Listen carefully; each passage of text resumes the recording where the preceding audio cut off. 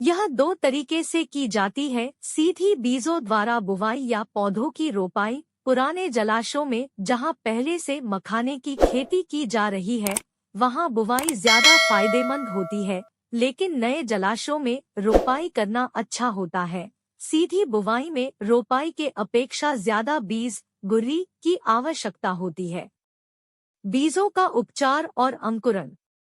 सबसे पहले बीज के अंकुरण के लिए उसे 1 सप्ताह तक भीगे हुए जूट के बोर में छायादार जगह पर रखा जाता है। बीच बीच में पानी का छिड़काव भी किया जाता है ताकि अंकुरण के लिए पर्याप्त नमी बनी रहे। बुवाई से पहले बीजों को कीटनाशक से उपचारित किया जाता है ताकि किसी फसल किसी किस्म की बीमारी से नष्ट न हो। बीजों की अंकुरण क्षमता 50 से 60% तक ही होती है। पौधों की पर्याप्त वृद्धि के लिए उनके बीच लगभग 1 मीटर की दूरी रखी जाती है। पौधरोपण मार्च तक पूरा कर लिया जाता है। मखाने की खेती के लिए भी रासायनिक उर्वरक जैसे नाइट्रोजन, फास्फोरस, पोटाश और चूने का प्रयोग आवश्यकतानुसार किया जाता है। फसल पकने का समय। अप्रैल मई तक जलाशय की सतह पौधों के पत्तों से भर जाती है और फूल आना शुरू हो जाते हैं। बैंगनी नीला रंग का फूल बहुत आकर्षक लगता है। मई के मध्य से फल लगना शुरू हो जाता है।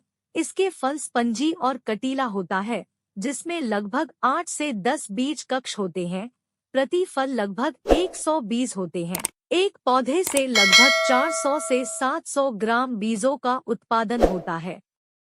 जुलाई के मध्य तक फल पानी में ही फटने लगता है और बीज पानी पर तैरने लगता है। 1 से 2 दिनों बाद बीज तलहटी पर बैठ जाते हैं।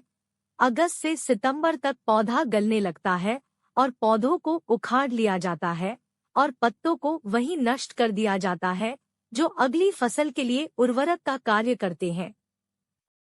मखाने की फसल में भी कई प्रकार के रोगों और कीटों के लगने की संभावना बनी रहती है। फसल को बचने के लिए विभिन्न कीटनाशकों और नीम के तेल का प्रयोग किया जाता है। फसल की बुहराई, बीजों का संग्रहण। मखाने के बीजों को निकलने की प्रक्रिया को बुहराई कहते हैं। यह सामान्यतः अगस्त से सितंबर के महीने में किया जाता है।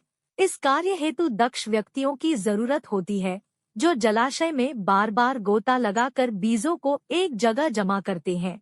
इन एकत्र किए बीजों को गांज की मदद से निकाल लिया जाता है। पानी से बाहर निकलने के बाद बीजों की सफाई की जाती है ताकि उनके ऊपर का आवरण निकल जाता है। सफाई के बाद इन्हें प्रसंस्करण के लिए भेज दिया जाता है। मखाने का प्रसंस्करण।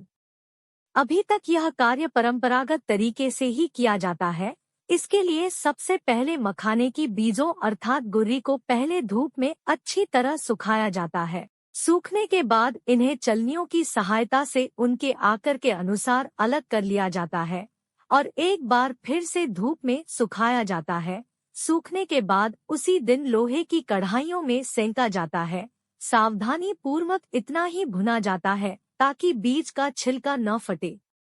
अब फिर से गुर्रियों को ठंडा कर 3 से 4 दिनों के लिए छाया में रख दिया जाता है ताकि अंदर का लावा, सफेद स्पंजी भाग छिलके से अलग हो जाए। अब गुर्रियों से लावा निकलने के लिए थोड़ी थोड़ी मात्रा में इन्हें फिर से भुना जाता है। जब बीज फटने लगते हैं तो इन्हें अफरा और थापी की मदद से तोड़कर सफेद लावा निकल लिया जाता है। यही मखाना होता है। अब इस मखाने को खैंची की मदद से साफ कर चमका लिया जाता है।